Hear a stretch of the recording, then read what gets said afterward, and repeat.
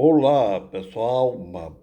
Um bom dia para todos. Estou de volta com mais um vídeo através do canal Social Cristão. Hoje é domingo, dia 26 de fevereiro de 2023. Para que não esqueçamos do triste passado e venhamos a baixar a guarda. Vem a contagem progressiva. Já passaram 57 dias da saída do autoritarismo e da entrada da democracia. Antes que esqueçam, peço que dê o like ou dislike e aperte no sininho para receber notificações dos vídeos e nos ajude a divulgar o nosso canal, compartilhando os vídeos. Por favor, deixe o seu comentário e dê a sua opinião sobre o conteúdo do vídeo. O assunto que estarei trazendo hoje é: Brasil não mudou de posição, nem abandonou a neutralidade em voto na ONU. Meu comentário. Quero trazer essa notícia e já fazer o meu comentário e trazer um contexto histórico sobre o assunto, que é sobre a guerra entre a Rússia e a Ucrânia. Gente, não há como entender a origem do conflito Rússia e Ucrânia sem fazer um contexto histórico do assunto. Todos, até porque nós sabemos que essa guerra entre a Rússia e a Ucrânia tem seu desdobramento e motivações que não são apenas de dois países em conflito. Porém, existem outros atores. Mas vem desde o fim da Segunda Guerra Mundial, em que os Estados Unidos da América saiu da Segunda Guerra Mundial como a grande vencedora da guerra. Daí então saiu fortalecida e começou a implantar uma espécie de império e hegemonia. Ganharam de imediato protagonismo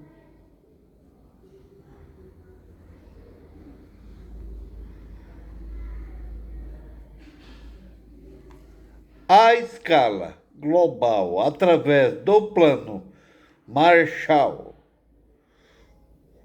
e da capacidade de resposta e apoio à reconstrução da Europa e do Japão.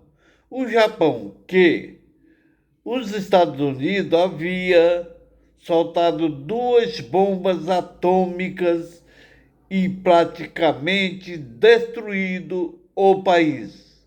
Hoje, a Europa e o Japão são praticamente submissos aos Estados Unidos através da criação da OTAN, que é um braço do Império Americano, para além de sua firme oposição à ereção do bloco de leste pós-soviético, depois da criação do NATO e do seu importante papel no quadro da ONU. Os Estados Unidos da América reforçaram a sua política de intervenção externa em conflitos regionais, sempre em vista do afastamento de potenciais regimes comunistas pós-soviéticos. Guerra Fria foi um período de tensão geopolítica entre a União Soviética e os Estados Unidos e seus respectivos aliados, o Bloco Oriental e o Bloco Ocidental. Após a Segunda Guerra Mundial, considera-se geralmente que o período abrange a doutrina Truman, de 1947 até a dissolução da União Soviética em 1991, e com a simbólica queda do Muro de Berlim. Portanto, na guerra ideológica entre Estados Unidos e a União Soviética, ganha os Estados Unidos, que implantou sua hegemonia, e não foi apenas com a guerra ideológica contra a União Soviética, mas também promoveu e apoiou a cerca de 33 conflitos pelo mundo afora depois da Segunda Guerra Mundial. E agora que a Rússia se recupera financeiramente e também do seu poder bélico, através de Vladimir Putin, os Estados Unidos da América, que está se sentindo ameaçada na sua hegemonia, que além da Rússia e também da China, que hoje é uma grande potência econômica e bélica também. A Rússia de Putin também, que não deixa de ter pretensões de alargar as suas fronteiras e até para a sua defesa, tendo em vista que os Estados Unidos, através da OTAN, está conquistando os vizinhos que faziam parte da União Soviética para cercar as fronteiras da Rússia e colocar as suas bases nas suas fronteiras. Como no caso da Ucrânia, em 2014, o jogo trapaceiro dos poderosos, a ira justa contra um status corrupto e oportunista de extrema-direita nazi-fascista derrubaram o governo da Ucrânia. A crise de hoje não pode ser confundida sem entender as revoltas de Maidan e o apoio de Washington, apoio que se intensificou agora na guerra da Ucrânia e Rússia. Os Estados Unidos, que está lutando contra a extrema-direita em seu país, hoje e no mundo, apoia a extrema-direita na Ucrânia. Os Estados Unidos, que se gaba de ser a maior democracia no mundo, se levanta contra o comunismo em favor da democracia, porém apoiou várias ditaduras militares no mundo afora, inclusive na América Latina e o Brasil. Estados Unidos, tudo pelos seus interesses. Democracia só para os americanos dentro do seu país. Gente, aqui não estou defendendo ou para defender a Rússia do Putin, em detrimento de outro lado.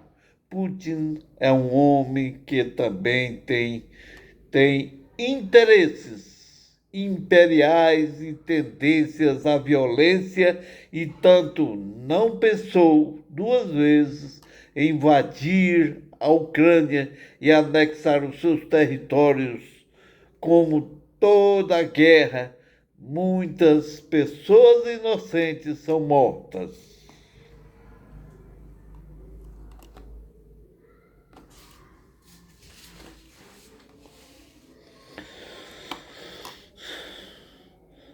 Voltando ao assunto principal, que é Brasil não mudou de posição, nem abandonou a neutralidade em voto na ONU.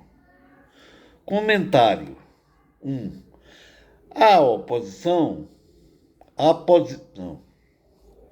Comentário 1. A posição do Brasil diante da guerra da Ucrânia e Rússia sempre foi essa: a isenção e não apoiar diretamente a guerra, até porque a Rússia é uma grande parceira comercial do Brasil, que depende dos fertilizantes para o agronegócio brasileiro e faz parte dos BRICS: Brasil, Rússia, Índia e China e a África do Sul. Quanto a Jair Bolsonaro, que tomou uma posição de neutralidade que chegou a agradar Putin, que chegou a chamar e convidar Bolsonaro para ir visitá-lo na Rússia. Porém, a gente sabe que Bolsonaro sempre buscou os seus interesses próprios. Quase sempre que viajava, levava consigo o gabinete do ódio. Quando foi lá, tinha interesses de conseguir apoio para os seus intentos golpistas. Bolsonaro, com o seu egocentrismo, nunca pensou no país, mas sim nele e seus filhos. E que, inclusive, foi noticiado que Bolsonaro, depois da derrota para Lula, ligou para Putin buscando apoio para um possível golpe que não foi atendido. O governo Lula também tomou uma decisão de isenção do conflito Rússia e Ucrânia, e inclusive foi consultado pela possibilidade de fornecer munições para o conflito pelo chanceler alemão e o presidente Putin, porém rejeitou a proposta e se lançou como um dos mediadores de uma possível proposta de paz e aponta a China como um possível parceira, e devido o Brasil ter votado em apoio a uma resolução da Assembleia Geral da ONU que, em síntese, pede à Rússia que se retire imediatamente, completa e incondicionalmente todas as suas forças militares do território da Ucrânia dentro das suas fronteiras.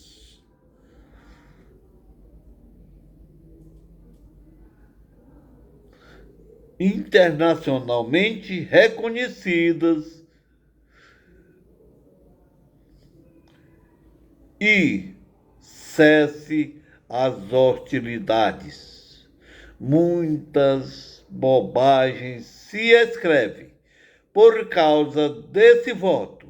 O Brasil sempre defendeu que a Rússia realmente errou em invadir a Ucrânia e que ele defende a busca do fim do conflito através de uma negociação de acordo de paz. Na realidade entre as três atores da guerra: a Rússia versus Ucrânia e OTAN/Estados Unidos, que estão alimentando a guerra.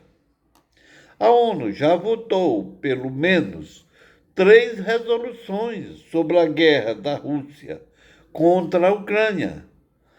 A primeira resolução foi em 3 de março de 2022, em que, com apoio do Brasil, a Assembleia Geral da ONU aprovou, na quarta-feira, uma resolução deplorando os ataques russos contra a Ucrânia, pedindo a retirada para que as negociações sejam estabelecidas, apesar do voto do governo brasileiro pela resolução. O Itamaraty criticou trechos do texto e o seu conteúdo, mandando recados duros para a potência ocidental. O texto proposto por quase 100 países foi aprovado com 141 votos e 5 contra e 35 abstenções. A segunda resolução, em 12 de outubro de 2022, a Assembleia Geral adotou uma resolução condenando a anexação dos territórios ucranianos por parte da Rússia. O texto foi aprovado com 143 votos favoráveis, incluindo o do Brasil, 5 contrários e 35 abstenções. A terceira resolução, a resolução elaborada pela Ucrânia e seus aliados, com apoio da União Europeia, obteve 141 votos a favor, inclusive com o voto do Brasil, 7 contra e 32 abstenções. Entre os 193 Estados membros da ONU, o resultado evidencia, mais uma vez, o isolamento de Moscou no cenário internacional, um dia antes da invasão russa completar um ano. E assim, como em todas as resoluções, o Brasil votou a favor da retirada da Rússia do território da Ucrânia. Nessa, o governo Lula votou a mesma forma, apenas. Eu acho que a última resolução foi mais contundente em favor das pretensões estadunidenses, que talvez possa